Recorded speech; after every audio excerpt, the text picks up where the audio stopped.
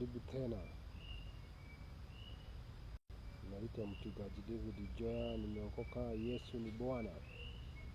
Na kama kawaida tumefika hapa tena juu Mungu ametuwezesha, na tunamshukuru hata sababu ya kufanya siku ya leo tuione, sababu kuna wengi wangependa kuiona lakini hawako uhai. Nasi sio vile tulikuwa wazuri zaidi kuwaliko, lakini ni neema ya Mungu yenye ametusia. Nimeokoka. Yesu ni Bwana. David Joya, karibu katika mafunzo yetu ya Biblia, na leo tunajifunza kuhusu unabii. Nasi sana unabii ni nini? Unabii ni ujumbe, ufunuo au maelekezo maalum yanayotoka kwa Mungu kupitia alichagua, na huyo mtu anaitwa nabii kwa ajili ya kuwaonya, kuongoza au kufunua mapenzi yake kwa wanadamu. Kwa hivyo nabii huleta ujumbe unaotoka kwa Mungu, nao huo ujumbe unaweza kuwa wa kuonya watu, kuwaongoza au kuwafunulia mapenzi ya Mungu kwao. Hiyo ndio inaitwa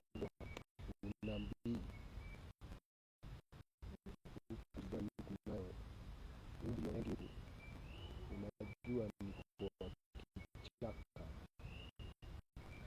na kichakani, huku ndio unakuanga mwingi. Tunakaanga unabii ni nini kulingana na Biblia? Kulingana na Biblia, unabii ni ujumbe, ufunuo au maagizo kutoka kwa Mungu yanayotolewa kupitia wanadamu. Nao hao ni manabii walioongozwa na Roho Mtakatifu.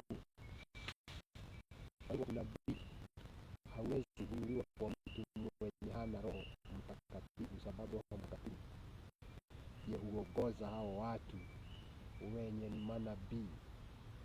Na ndiyo zamani wakati Roho wa Mungu hakuwa anakaa ndani ya watu wote, bali alikuwa anaingia kwa mtu mmoja wakati Mungu anataka kufunua jambo. Ndio unaona kwa Biblia utasikia Roho wa Mungu akamsukia mtu fulani fulani. Wakati huo anaingia kwa mtu mwenye ameteuliwa kwa kipindi fulani ama kipindi maalum ili apike ujumbe. Lakini wakati wa leo Roho wa Mungu huishi kwa watu wote wenye wamemkubali Yesu Kristo kama mwokozi wa maisha yao, sio kwa muda maalum, bali kwa wakati wote mpaka wakati watakapotoka katika hii miili. Nao manabii huongozwa na huyo Roho Mtakatifu mwenye huleta ujumbe wa Mungu ili watu waonywe, waelezewe mapenzi ya Mungu na waongozwe kulingana na vile Mungu anataka ama pale wanataka wafike. Nasi tutaangalia mambo muhimu kuhusu unabii katika Biblia. Mambo muhimu. Jambo la kwanza muhimu kuhusu unabii katika Biblia ni asili ya ujumbe. Asili ya ujumbe. Unabii ni neno la Mungu, sio mawazo au mapenzi ya kibinadamu. Najua kuna watu hufikiria jambo ama wengine wanaongea na mtu fulani kukuhusu, alafu utasikia mtu akisema nilionyeshwa, badala aseme niliambiwa. Mwingine ni kuwaza amewaza jambo fulani, na badala ajue ni akili yake, anasema alionyeshwa. Lakini hapa tumeona unabii, jambo muhimu la unabii ni asili ya ujumbe. Hiyo ujumbe imetoka wapi? Unabii ujumbe wake lazima uwe umetoka kwa Mungu, sio mawazo au mapenzi ya kibinadamu. Sio ukifikiria jambo useme ati wewe umekuwa nabii. Sio mkiongea na mtu kuhusu jambo fulani la mtu na ni kuambiwa uliambiwa unasema Mungu alinionyesha. Wewe umekuwa nabii wa uongo mwenye amelaaniwa. Tusome Amosi 3:7-8. Inasema hivi: hakika Bwana Mwenyezi hatafanya neno lolote bila kuwafunulia watumishi wake manabii siri yake. Kwa hivyo tunaona Mungu anapoongea na manabii huwa anawafunuliwa siri ya yale mambo yenye anataka kuyafanya. Mstari wa 8 ya Amosi 3 inasema simba ameguruma, je, ni nani ambaye hataogopa? Kwa hivyo wakati huo ni Mungu anaongea, naye akiongea ujumbe wake utakuwa na nguvu, wenye hata wakati mwingine utawaogopesha hata watu. Kwa hivyo lazima mtu akijifanya ni nabii kwanza ajue ujumbe wake, asili ya ujumbe wenye anapeana ni wapi, imetoka kwa Mungu ama imetoka kwa wanadamu ama kwa mafikira yake ama mawazo yake. Petro wa pili 1:21 inasema hivi: kwa maana unabii haukuja kamwe kwa mapenzi ya mwanadamu, bali watu walinena yaliyotoka kwa Mungu wakiongozwa na Roho Mtakatifu.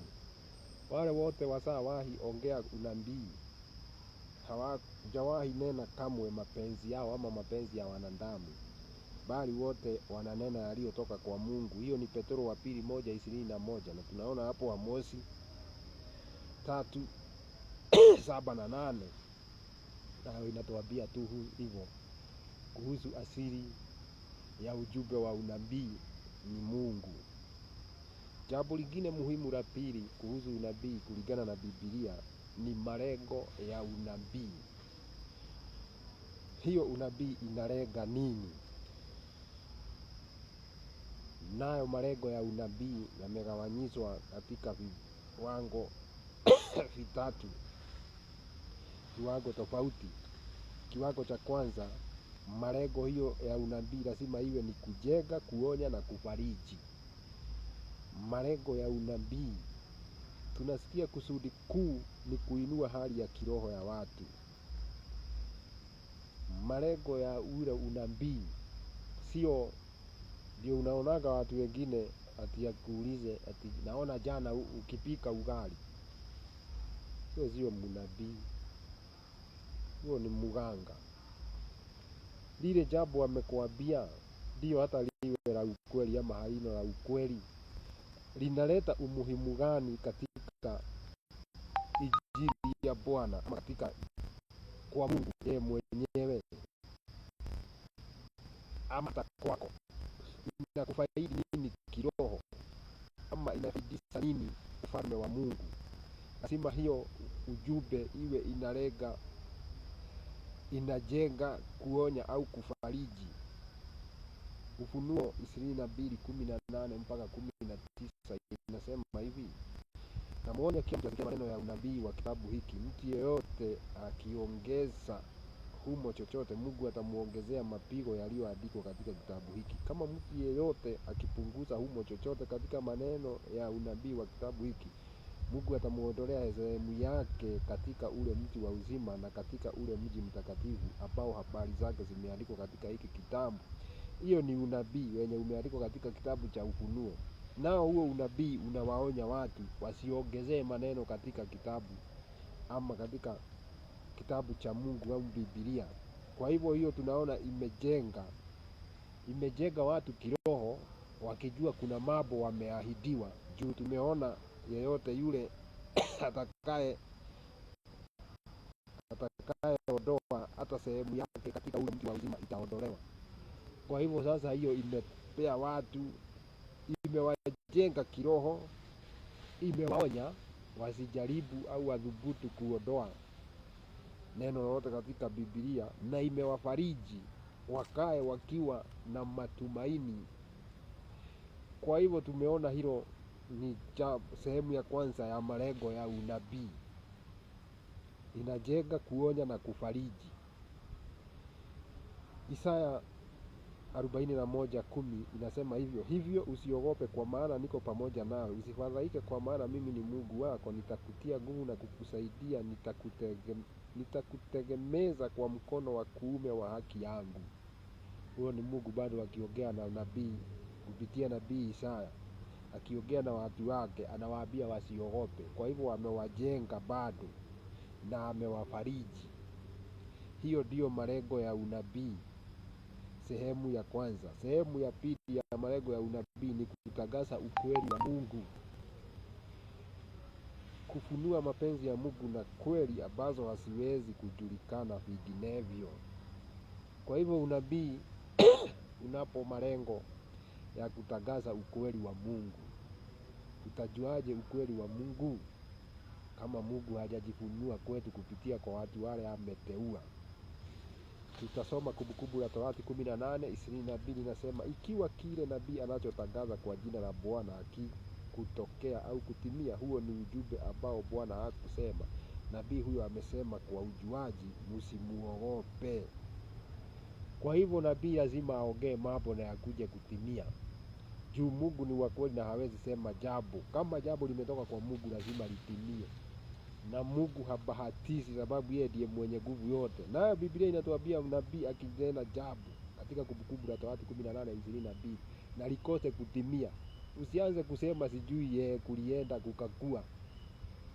Unamtetea sijui. Hata wale mkona wao huko makanisani wanajifanyaga manabii. Angalia yeye lile jambo anakuambia likikosa kutimia, hata kama ni moja, usianze kumtetea.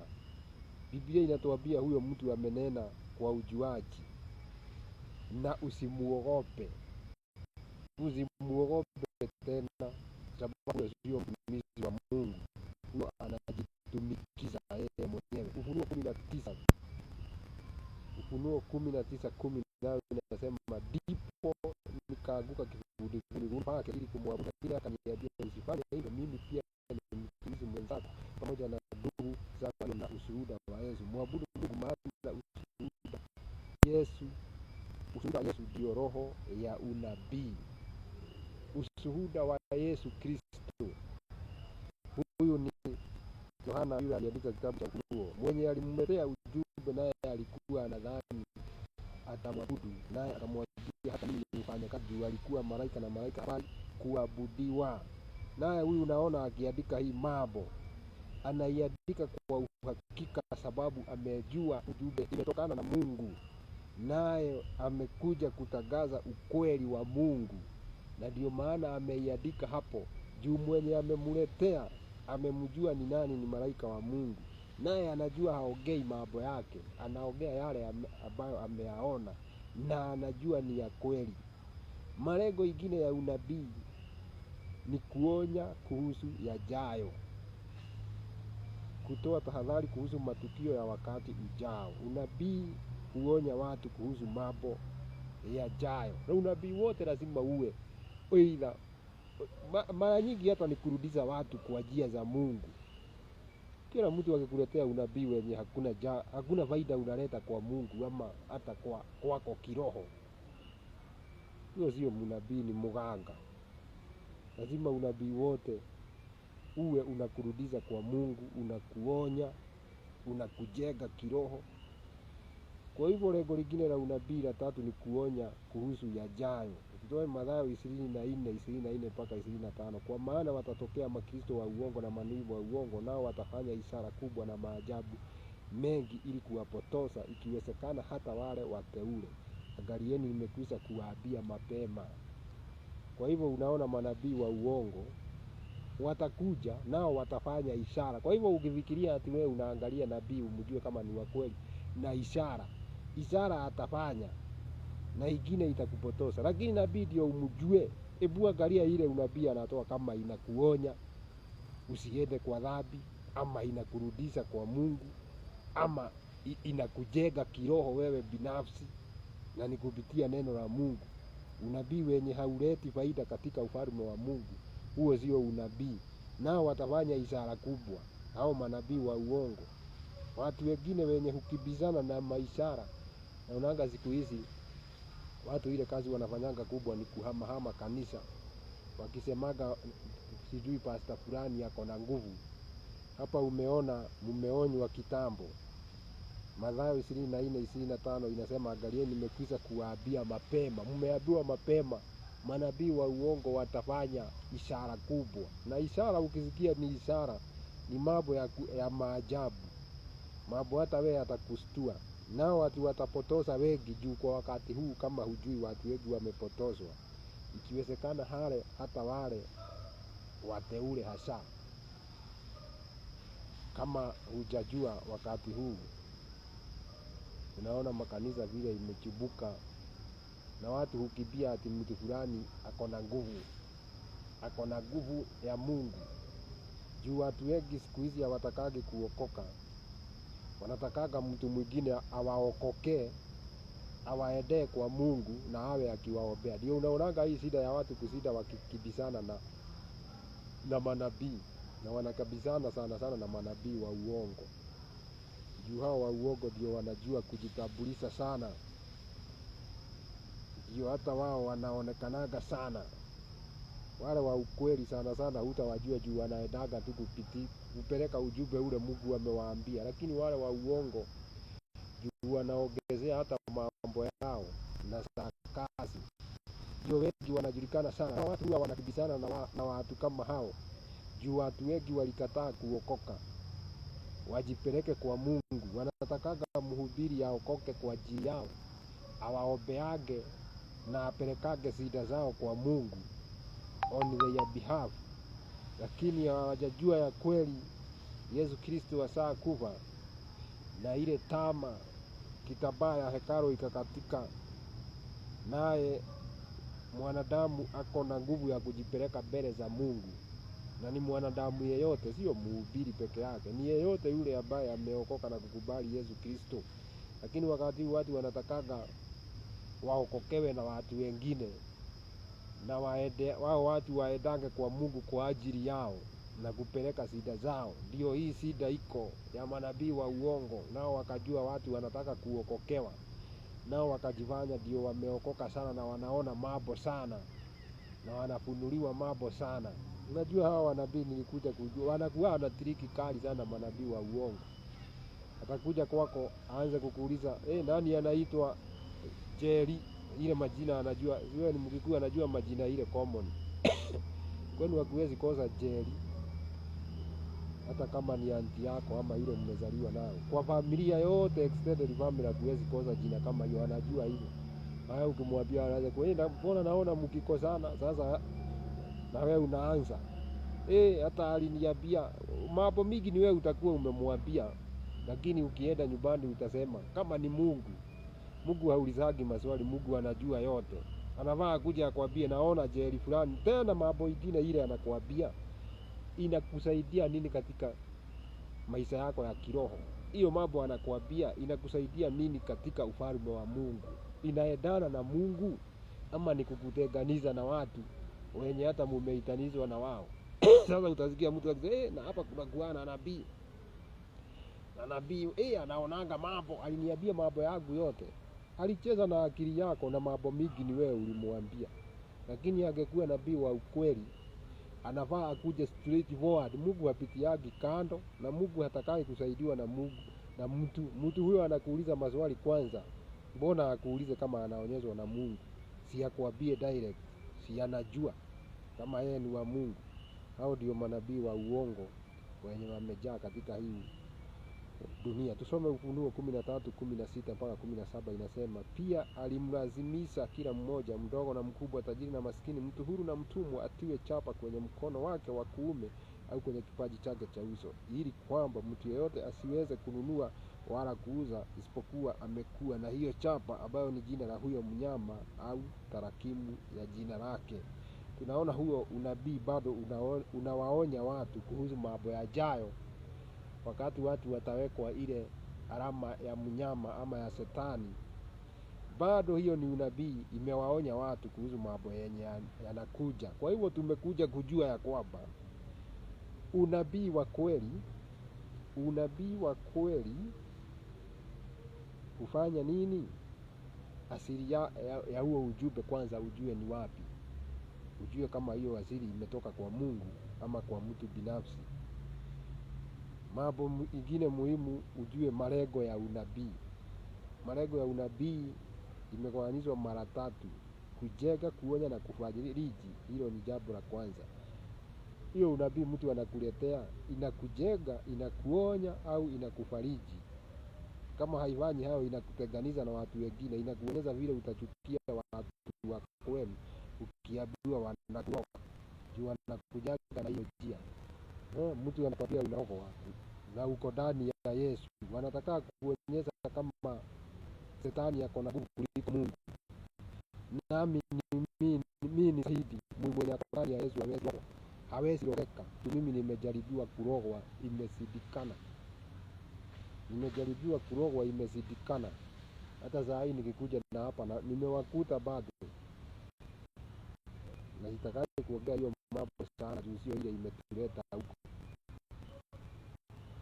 Kwa hivyo lazima jambo hiyo lingine ni kutangaza ukweli wa Mungu. Hiyo unabii unapewa, inapeana mambo ya Mungu ama inapeana mambo ya mtu binafsi ama ya maisha yako. Inakusaidia nini? Unabii tena unafaa ukuonye kuhusu mambo yajayo, ili usipotee, ili usitoke kwa njia za Mungu. Kwa hivyo unabii wote lazima uendanishe na mapenzi ya Mungu, lazima uendanishe na neno la Mungu. Ukisikia unabii wenye hauna maana, ujue huyo mtu anataka, hata sana ni pesa yako anakuaga anataka. Ndio maana anakuigiza uoga, unarogwa. Unafaa ulete kitu fulani ndio tukutenganishe na hii maroho. Unashindwa Yesu naye alikufa kwa nini? Kama lazima nikuje na kitu kwa nabii ndio mambo yangu ikuje mzuri, na hiyo kitu lazima iwe pesa. Yesu alikufa kwa nini? Kifo yake ilikuwa ya nini? Unarogwa na yako, unaona anaitwa fulani. Na unaenda nyumbani tu umeogopa sana. Hakuna mtu ameidwa na wachawi kama mimi. Na ni watu wako na pesa juu wanaweza kutuma mtu waingie gari mpaka pale nitafika. Bora wajue nimeingia hoteli gani kisha nifike huko. Ameinua yote, sijui wanapeaga watu pesa ngapi. Na utakuta huyo mtu ameachiwa ile kitu ataniwekea chakula nikifika kesho yake. Kwa hivyo siku hizi najitahidi iwezekanavyo nisiingie kwa hoteli yote. Sikulagi kwa hoteli sana siku hizi. Labda mahali sijawahi kanyaga tena. Lakini area ile najulikana, sio kwa uoga. Juu natakaga wajue hata kuna mtu niliambia hivyo. Sikosagi kwenda huko juu nikikula nitafanya kitu. Natakaga wajue ninawachanuka. Wajue najua wananiwinda. Hivyo ndivyo natakanga. Kwa hivyo unaona unabii lazima uwe unamleta mtu kwa Mungu, unamuonya, unamfariji. Hiyo ndio umuhimu wa unabii. Na ndio maana Mungu ndiye watu fulani anawaambia mambo yajayo ili waonye watu. Kama vile mimi alinionyesha ile kanisani kukiwa na watu 3 wenye wanazuia injili isiende. Sikuwa najua hata ni nini wanafanya. Na nikasema wako huko wanaonywa tu lakini hawaoni kitu juu wanasema unajua watu wengi, mtu yeyote yule hajaokoka haogopagi Mungu. Na hata ukimwambia ukweli anaonaga hiyo sio kitu. Roho wa Mungu yule ako ndani ya mtu ndiye humuonya. Sasa wangekuwa watu wako na Mungu wakati nilisema kuna watu 3 na nikawaambia ile ndoto nimeota watu 3. Kumbe hata ni wachawi. Baadaye ndio nilikuja kujua ni wachawi na nikajua ni wagani. Lakini wangesikia, wangekubali kubadilika. Lakini juu wamefungwa na Shetani, hawawezi kubali kubadilika. Juu watu wengi wanakaaga wakitaka watu wawatambue badala ya watambuliwe na Mungu. Juu mtu akisimama mbele ya watu, naitwa pastor fulani, nimeokoka, Yesu ni Bwana. Hiyo haina maana. Unazaa matunda gani ukisema hivyo? Angalia mtu, mimi siku hizi hata mtu aniambia ameokoka ama aniambie nini, ama aniambie anaitwa Bishop nani ama Reverend nani, mimi na kuangalia kwanza unazaa matunda gani. Kama sio matunda ya Mungu, hiyo mataito yako na kuokoka kwako mimi sikutabui. Sababu Biblia imesema hata nabii akisema jambo likose kutimia tusimuogope. Tunaogopaga wale wako ndani ya Mungu. Tuamini na tuombe. Mwenyezi Mungu muumba wa vyote, wewe ndiye Mungu wetu. Mungu wa Ibrahimu, Isaka na Yakobo. Asante umenena na watu wako kupitia mimi. Hilo neno acha liwafariji, liwaonye na liwajenge. Najua kuna mtu atabadilika, mwenye anataka kubadilika. Na yule ameokoka, Mungu bado adumu kwako sababu ya hilo neno. Wacha lipate nafasi katika mioyo yao, liwadumishe na liwafariji. Na ni katika jina lako kuu Yesu nimeomba na kuamini, amen. Tuko huku kichakani, ukisikia kuna makelele huku, tubiri ni wengi, na kwa hivyo injili lazima